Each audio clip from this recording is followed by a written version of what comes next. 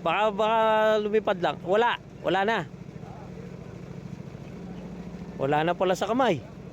Kala ko hawak mo.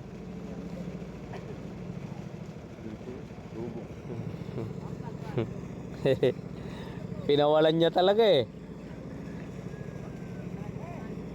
Pre, pwede mo pasaklawin doon, no?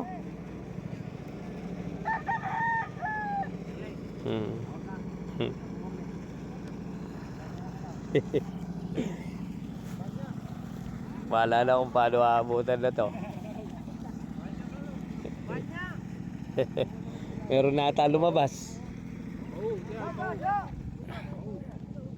Ito mukhang malapit na yung laban mo ah. Kalatina buntok pa rin eh. Kapuro na nina yan eh.